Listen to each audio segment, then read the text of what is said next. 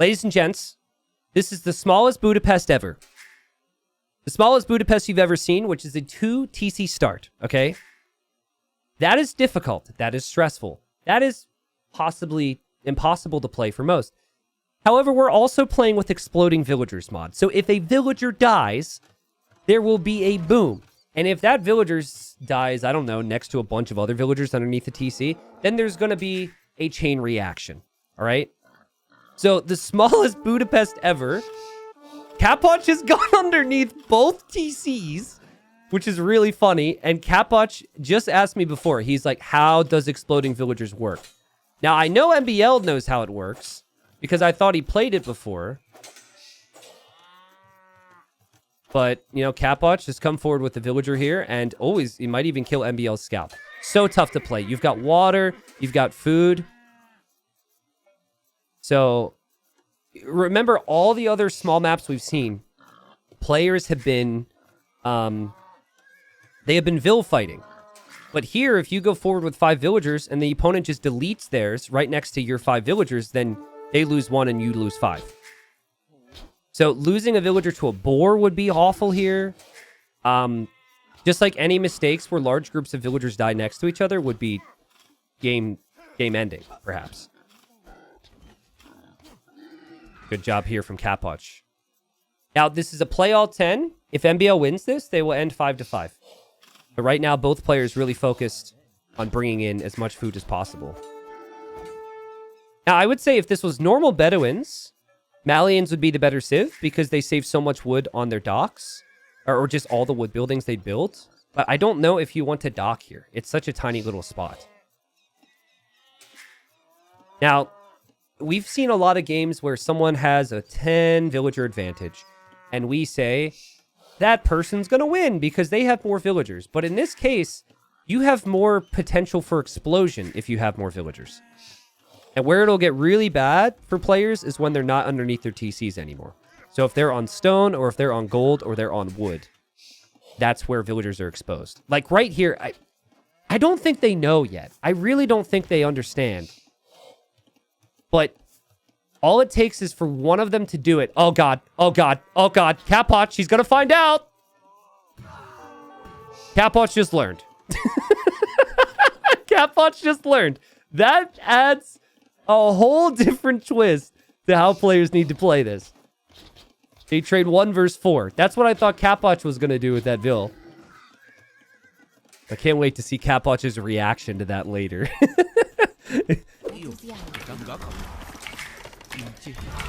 No. Cierto que hay que tener mucho cuidado. Yeah, it takes out trees, and it does a lot of damage to buildings. And oh, Kapoch! Ooh. So he's still trying to wall, which what players have done for space in the other games. Surprisingly peaceful right now, but again, the majority of their eco is still underneath the TC. Now, I think most of my viewers know Exploding Vills. Because I've done, I mean, just if you want more, like, community game style, they're all over my YouTube channel. But what a lot of people forget, including myself from time to time, is that fishing ships also explode. So you could use a fishing ship as a demo, basically. So you don't need to make a demo ship to try and kill fish. You just make a fishing ship, go up to other fishing ships and delete them, and then boom. So that is part of the mod. And no, I'm not saying fish and chips. Fishing ships. I am enunciating. I could do better, but... I remember I was at a LAN event 2 years ago, and I had this couple come up and want an autograph and take photos at, it was a Red Bull. And the guy's wife or partner or whatever had the audacity to tell me that I'm the guy who always says fish and chips. That's how she knows me. I know you as the guy my husband or partner watches that says fish and chips. And I laughed, but deep down I cried a little bit because it's not that bad, I hope. Okay, Feudal Age is on the way for both. I would expect towers. We do have stone being mined here from MBL. To be honest, guys, this might be one of the worst exploding village games to try exploding vills because the TCs protect so much. This isn't going to be quite as chaotic. Maybe I'm speaking too soon. I obviously am hoping for chaos. I mean, right here, Capotch could walk up, delete the palisade, delete a vill, and all those vills die. So I think we just have to wait for their moments. My girlfriend once said the same, sorry. It's okay, as long as you feel bad about it. Villagers exploding on the town centers themselves is a bit weird. This is coming from someone who's tried it a lot. Like, there's a difference if you were to go in with 10 vills and shift delete all those vills at once versus go in with 10 vills, delete one of them, and have the chain reaction hit the TC. I've always found that killing TCs with villagers is far too risky because if you have to run in towards them, that gives them an opportunity to see you and delete one of their own right in front of your group.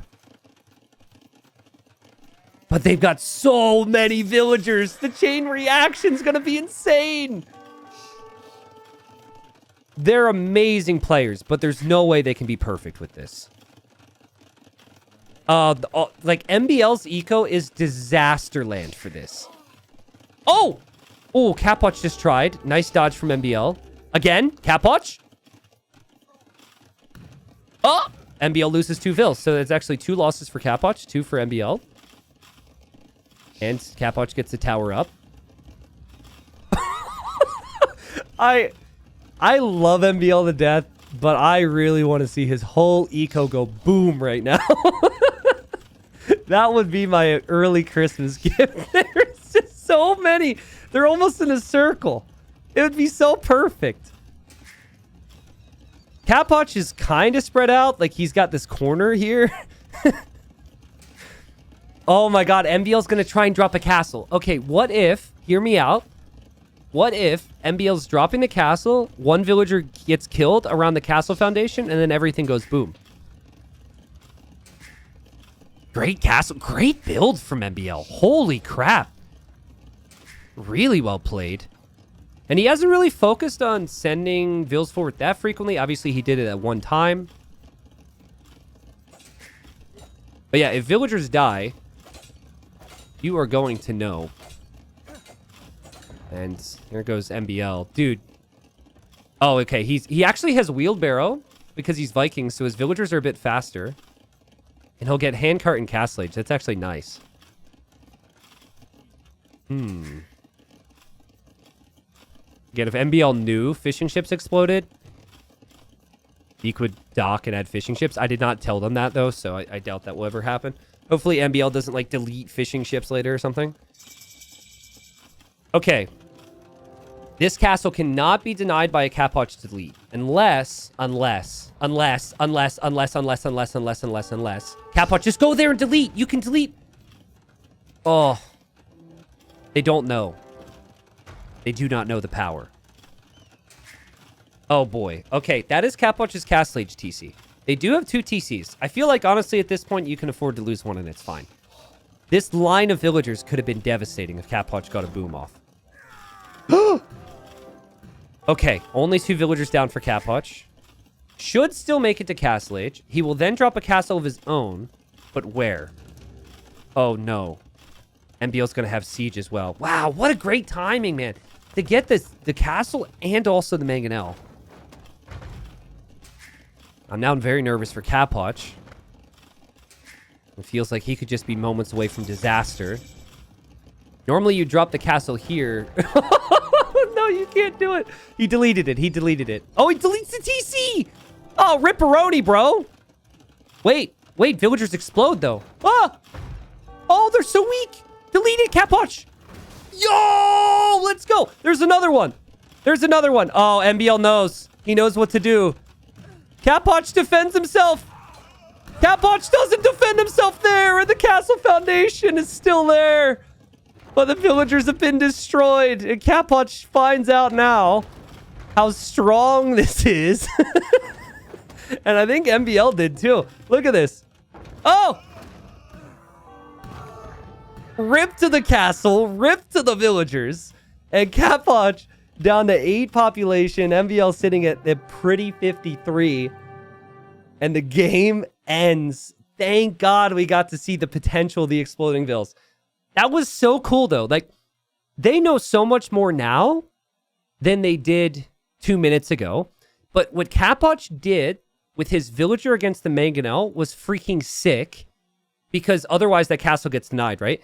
And then what MBL did, bringing the villagers forward to loop to the sides of the castle, was also really smart.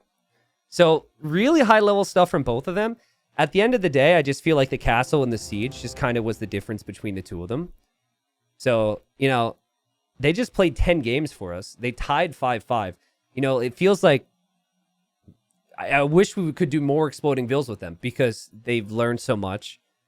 But an excellent series from them, and that is the smallest Bedouins ever. Like, I actually think the Exploding Vills made this better than it would have otherwise been. It would have just been castle v castle, and then everyone's cramped. We've seen a lot of games like that, but more small maps have been really fun. Hope people enjoyed. Let's look at the population graph, though. What do we got here? Well, there's the economy population for Catwatch. You could see nothing's changed a little bit. I guess there's total pop, which doesn't have much of a difference to it. It's just like, whoop. What's the opposite of stonks? We do have the stonks emote where the market goes up, but here it went down. Whoop, whoop, whoop. KD, where was that? Well, it's kind of funny to see how the KD changes so much, right? Because of the deleting villagers. Opposite of stonks is stunks. Got it. How did I not think of that? Res collected was good. Ultimately, the fast castle was really good from MBL. The early vill deletion was good. I want to do more exploding villagers in general with pros.